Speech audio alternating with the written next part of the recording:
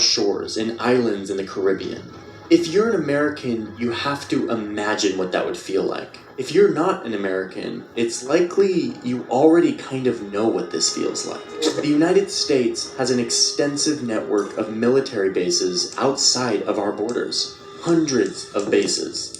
I've been fascinated for a very long time about understanding these US foreign bases abroad, but I've never actually taken the time to accurately map them. So let's do it. Let's map every single US military base around the world. It turns out that's a huge task.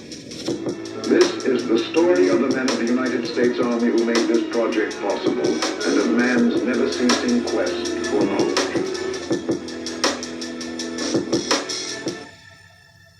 This is a full armored division.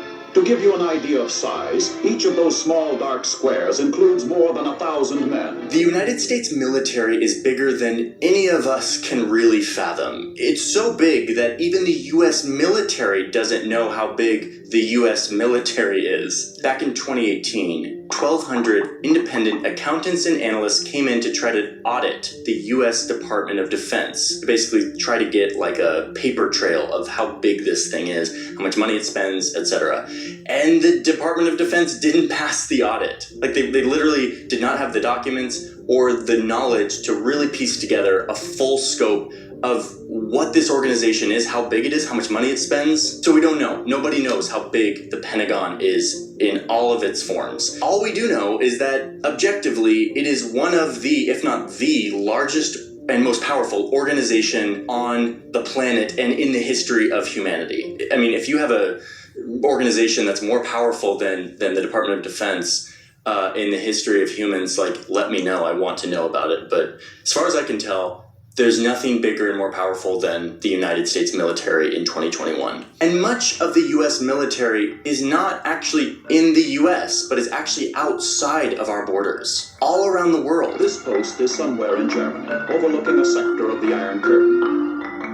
One of the first things that Joe Biden and his administration did when they came into power a couple of weeks ago down the road was ask for an assessment of how big is our military presence around the whole world? What is our strategy? And what actually does this presence look like? The department will conduct a global force posture review of U.S. military footprint, resources, and strategies. Footprint. I like that. That's like a nice thing. Like, what's our footprint? How big is our footprint around the world? We don't really know. The Pentagon is going to start to try to assess that. So let's help the Pentagon out and try to map every single United States base around the entire world.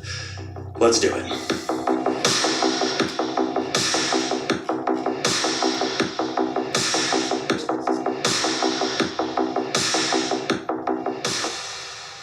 It wasn't too long ago when I used to think that having military bases in other countries was totally normal. Like, doesn't every country have like military bases in other countries? Yeah. Anyway, this was sort of reinforced for me when I was in college. I did an internship at NATO, with the headquarters of NATO, which was in Brussels. To get this job, I had to get a secret security clearance from the US government in order to enter the military base, which was NATO. This was really cool because there was always like people coming through NATO that I got to meet, like my diplomacy hero Madeleine Albright, who used to be the Secretary of State, or this guy. Great honor representing my country abroad for the last 37 years. Good old Joe. Hey Joe, had no idea you'd be president someday. Anyway, the big benefit of having this secret security clearance is that I could go into any military base anywhere. And so on Saturdays, I would drive an hour from Brussels to a little village in the Belgian countryside where a military base had been sort of plopped down in the middle of the Belgian countryside, in between like stone walls and quaint streets and sheep and farming plots. Yeah, it's a little blurry in this map because it's, you know, a military base and sometimes they blur the satellite imagery. Nothing I can do about it, sorry. And as soon as I entered into the base, went through all the security and I was in the base, I felt like I had left Belgium and was suddenly entering suburban America. Welcome to the United States! There was a Taco Bell and movie theaters with American movies and all sorts of shops and like yoga studios and like a grocery store that had all of the products that I was very used to, all at the same price as I could get them in the United States, even though they had been flown across the Atlantic and brought to this place, which is a very expensive thing to do. It was a dream for me as a poor college kid living in Brussels and feeling a little bit homesick, to be honest. I hadn't really figured out culture shock at this point, so yeah, I kind of loved it. And it was, again, sort of like, doesn't everyone have military bases in other countries and they can sort of just go to their military base? And it was just, I was so naive. Alas, I've learned the truth.